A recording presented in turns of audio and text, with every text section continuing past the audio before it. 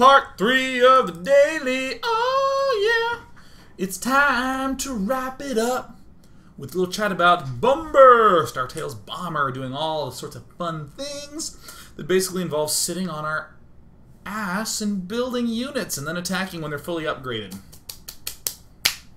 Let's talk a little bit about the most important lesson that we're seeing from Bomber.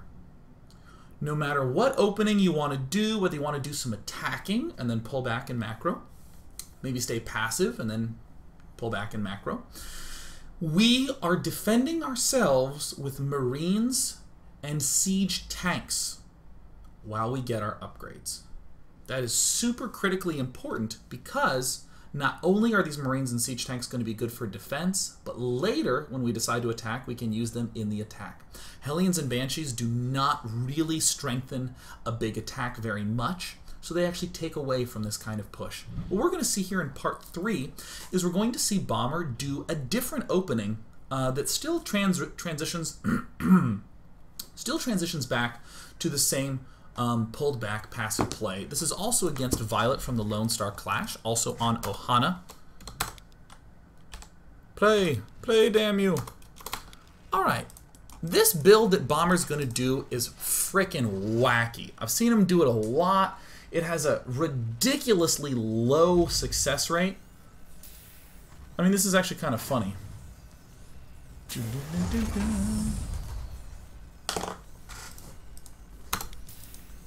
I've never seen anyone do this successfully. Seriously, I never see this push pan out for Bomber. Everyone always kills it. That's okay. Because what I want to show you again in this game is how this aggression from Bomber can still plug into the same thing. And to reference our paint diagram, what we're really looking at right now is something that's a little bit more like this.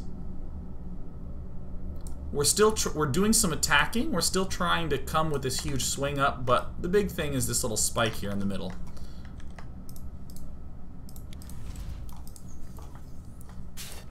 Alright, so Bomber ends up scouting his opponent. He gets not 2, but 1 refinery, and he starts adding on barracks. What's this? We've gone to the Bomber camp to try to investigate. He builds a second barracks as quickly as he can, and then paradoxically, he builds a frickin' reactor. What?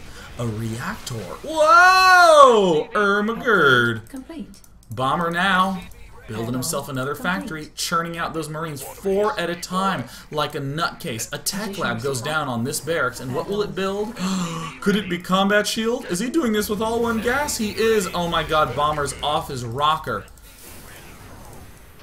And he's adding on Marines en masse, 2 Hellions at a time. Goodness, I've never seen anything so freaking weird in my freaking life. Bomber is doing a Marine with combat shield, 4 to 6 Hellion push.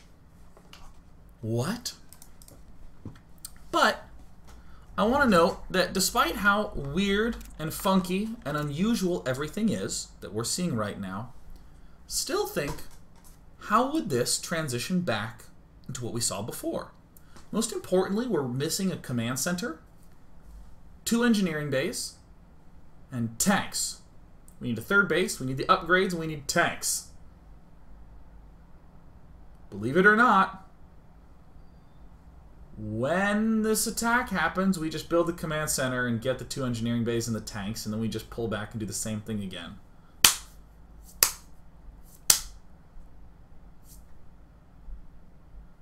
Cool, we get it. We all get it. Great. And this is something that I talk about called a convergence point, where you basically know where you want to go to. You know, oh yeah, I do really want a 3rd command center fast in my build order. And it doesn't matter if you do this wacky 0% success rate attack that Bomber always does miserably and just gets completely ape-smashed, punched in the face. No problem. We just do it and we say, oh yeah, we need that command center. Oh, we're going to need gas to get all these upgrades. Let's do that. Oh, this factory should probably go build itself a tech lab pretty soon.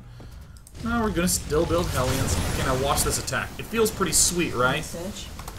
Pretty sweet. Nice attack, Bomber. Well played. Please, please, Bomber, teach me. Alright, well, he will. He's just gonna go ahead and build the 2 engineering bays. Factory's gonna lift. Come on, factory. Come on. Oh, that's such a good factory. You're such a good factory. And it lands. And then we just start killing off destructible rocks. We start building marines. We get our double upgrades. When this is halfway done, we'll build an armory. Hey, we're maybe burning some shit. Oh, I'm talented enough to use the power of micro. Maybe that day comes in your StarCraft skill where you're tired of just sitting around macroing as we saw in part 1 and 2. Don't worry about it. Sounds great. Start doing some micro-based plays like this. But keep doing the bomber thing. Where is the starport? We're delaying the starport because remember, bomber, when this is halfway done, he's going to build an armory. We build barracks 2 at a time as we can afford them. That's an excellent rule of thumb, once again. Barracks 2 at a time. And sort of on the tail end of everything, we're going to build a starport. Stim wrapping up, but still siege tanks, doing all the siege tanking. Building barracks in 2s is a very good general technique. Upgrade. As we're getting these refineries, remember, the 2-2 upgrades should be the signal for everything else. When it's time to get 2-2, make sure that you're getting, here's a 2-2, make sure that you're getting your second factory up, make sure you're getting all the extra barracks you'll need up. Again, 8 to 10 is the number we're looking for, and make sure you get your double gas up. And hell, make sure you get this +1 attack up. Double 2-2 upgrades is the signal to begin getting all the things. So what do you know? Bomber's sitting down, hanging around. Add-on. Oh yeah, de-emphasize medevac production. You don't really need that many medevacs. Just 4 to 6 is fine. And other than that, build all the things. What do you know?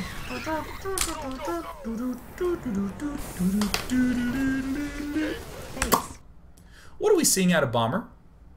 In the first game, no pressure, no attacks, no units lost, no nothing. And at 14 minutes, he made a huge push with 75 some Marines, 10 tanks, and some medevacs with 2-2.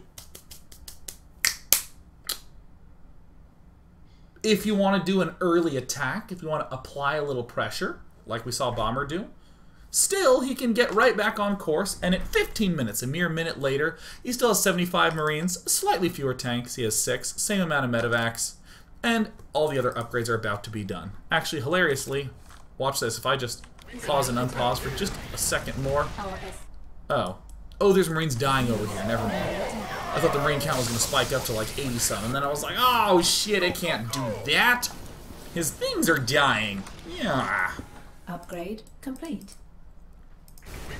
So, yeah, and Bomber is going to be in the same position that we saw him at before. I will have you know that Violet, in this circumstance, does have a hive done. In the unit count, what do we see? No hive tech whatsoever. That is correct. Even if you do early pressure, even if you don't, you're still hitting him when? In this period, infestors, but no hive tech. You're hitting him right here. That's what makes this push timing so excellent. So we see Violet actually has to rely on infestors to stay alive. He can't get himself broodlords. If he did, he would be dying right now. Oh, yes. Violet doing his best to isolate units over here. Fungal growth units over there. Get these tanks vulnerable up in this heezy. I don't know what a heezy is, but it, it felt good at the time to say it. Counterattacks, just deal with like a normal old dude. Don't freak out. Just keep on drilling. About 90-second distances between attacks are totally fine. But what do you know? Violet cannot even get that there either. I think there's actually a trend that we're seeing out of most Terran players nowadays. They're realizing, wow, I don't need to focus too heavily on how to deal with broodlords.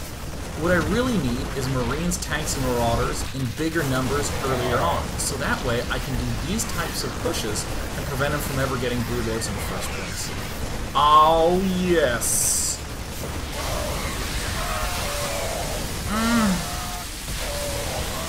Oh no, it's not working. Am I gonna lose? No, you're gonna be fine. It's not 3 Marines, it's 2 Marines that are oh so intimidating.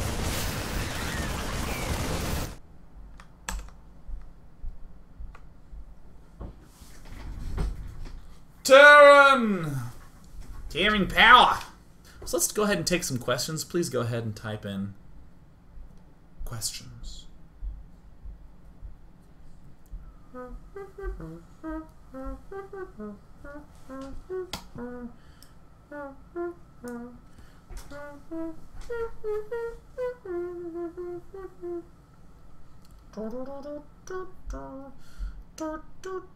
You know, we'll take this question from Prometheus0099. Says, Day 9, how many units are okay to lose during pushes 1 and 2 before needing to pull back and still be ready for the next attack? The easiest rule is that if you're below 180 or so food, just pull back and hang out. What's nice is that you're producing in such stupidly fast numbers. It's not like you need to conserve specifically the tanks or need to conserve specifically the Marines. You can kind of lose any combination of those that you end up losing, and it's fine because you're going to have a huge army. Try not to lose the medevacs, though. Those really kind of screw things up.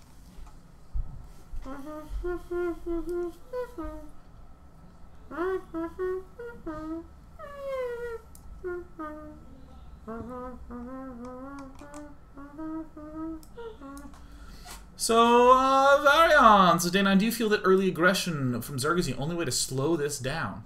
And the Zerg needs to be proactive in general instead of being super passive? I think that Zerg can get away with being super passive as well.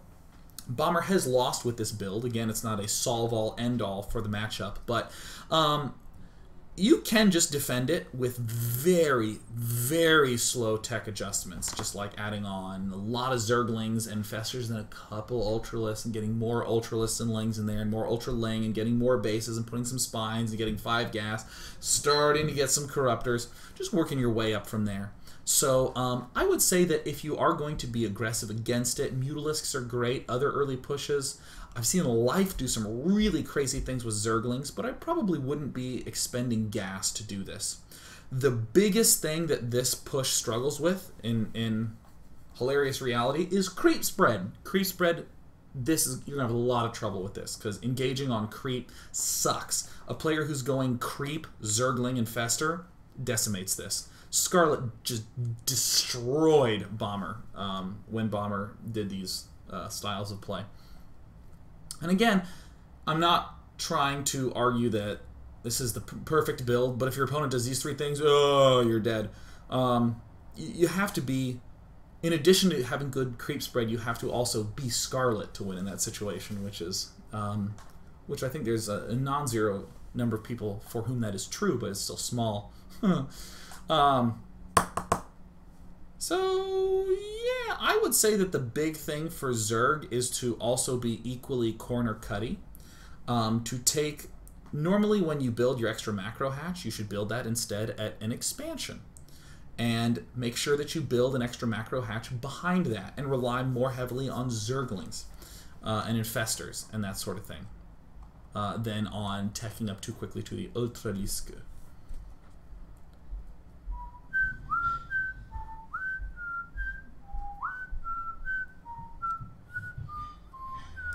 Let's take 2 more questions. So here's a question from SRMCG. Day 9, what if the Zerg player goes for some really aggressive early game play? Is your build derailed? Then should you go more heavily for units and attack even if you can't get the 3rd up? So I am going to note an important concept in general strategy games that is, pretty basically, it's the concept of delay.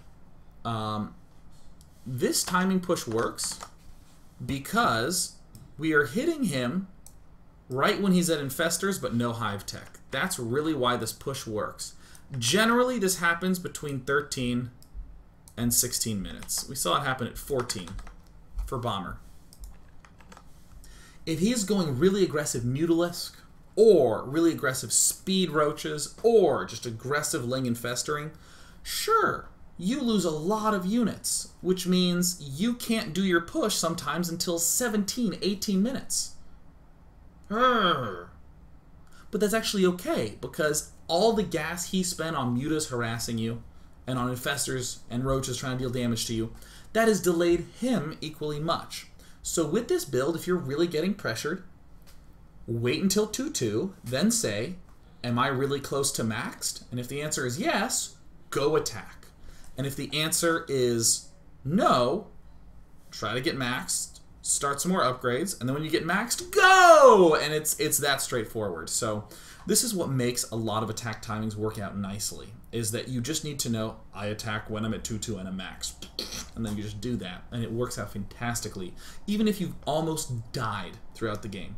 And with just this single game, or excuse me, just this single build order, if you go out on the ladder and try it 10, 20, 30, 40 different Terran vs. Zergs in a row, you're going to encounter a big variety of different styles of play. And what I want you to be aware of is how consistently you can win by just having a lot of Marine tank with a few medevacs and 2-2 and just keep shoving. Don't even try to take a 4th base. I will encourage you not to take a 4th base, to literally neglect long-term play. Why?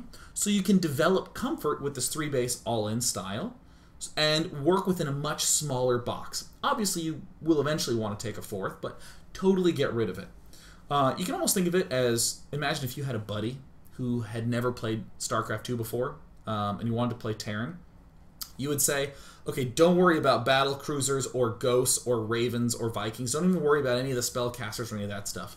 Just build Marines, tanks, and medevacs, and you'll be pretty good. You would restrict it. That's why I'm saying ignore the 4th base. I want to restrict it a little bit into a tiny box.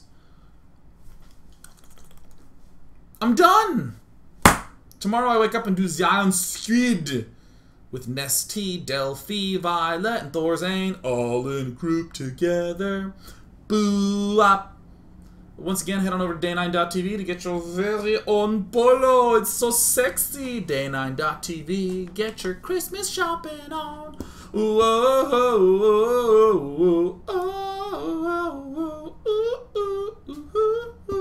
oh, I'm going off to eat some food. I'm going off.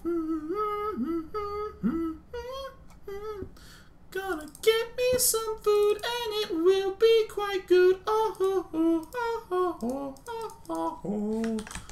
My voice is beautiful. I just want me to know I'm my favorite girl.